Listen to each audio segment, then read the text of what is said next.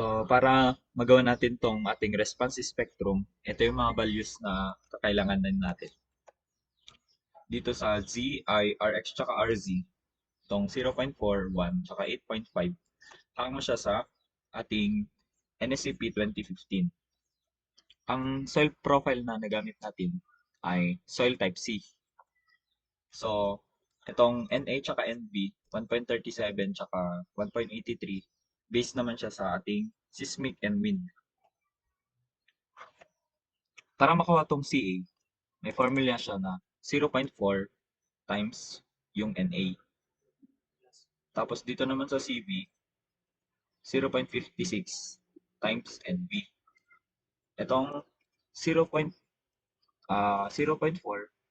hango siya sa ating table 208-7 para sa coefficient ng CA. Ito namang 0.56 sa CV, hango din siya sa table 208-8, seismic coefficient for CV.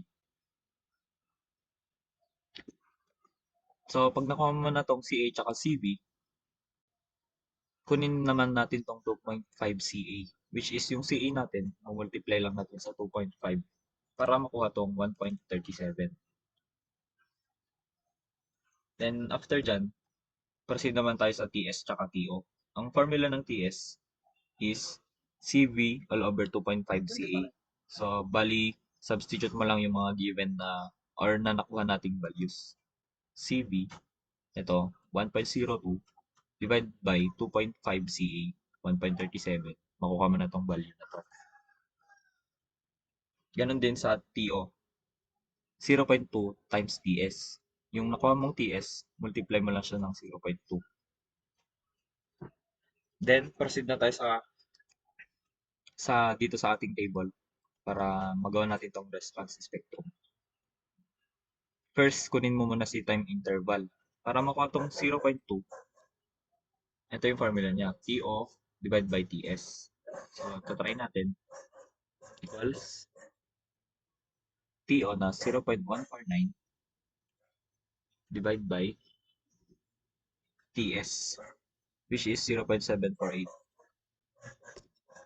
Yon, 0.2 yung nakuha nating value. After nyan, dito na tayo sa table. Time period tsaka acceleration. Dito sa response spectrum, ang time period natin is 0 to 9 or 0 to 8. Ito, itong mga value na to. Tapos, dito naman sa ating y-axis, yun yung acceleration. 0 to 1.6. Dito sa response spectrum, from 0, dito, from 0 to, yan, 0 to 1, 0.149. 0, tapos hanggang dyan, yung acceleration niya is 0.548. 0.548. So dito, from highest point to lowest point, yun yung parang paggalaw ng building.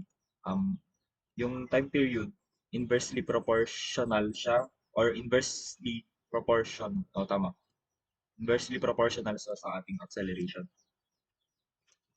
Habang tumatagal yung time, yung acceleration niya lumiliit. So para makuha natin yung mga values na yan,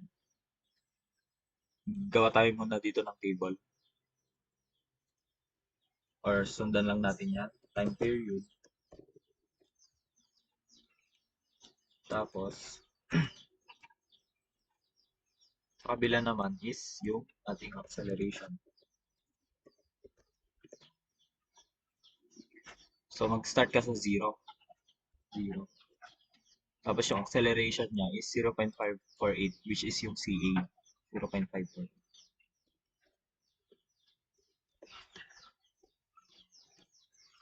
Then, yung sumunod doon, from 0, punta siya sa 0.14 at 0.74, which is yun yung TO tsaka TS.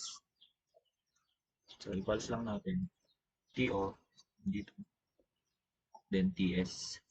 Equals TS. Tapos yung equivalent acceleration niya naman, yung CV or yung 2.5 CA natin na 1.37. equals 1.37 equals 1.37. Then, para makuha naman tong 1 tsaka 1.2 and so on, itong ating time period, yung ating TS, aadan lang natin siya ng time interval na 0.2. So, equals TS plus 0.2. Enter. Yan. Then, ganun din yung mga sumusunod. Ito, add 0.2. Equals, yan, add 0.2. Then, pwede na natin i-drag hanggang baba. Pero bago yun, itong 1, ni-round natin tong 0.94. Ginawa natin siyang 1. So, gagawin natin yan 1. Mag-adjust na siya. 1 plus 0.2, yun na, 1.2. Then, pwede natin i-drag.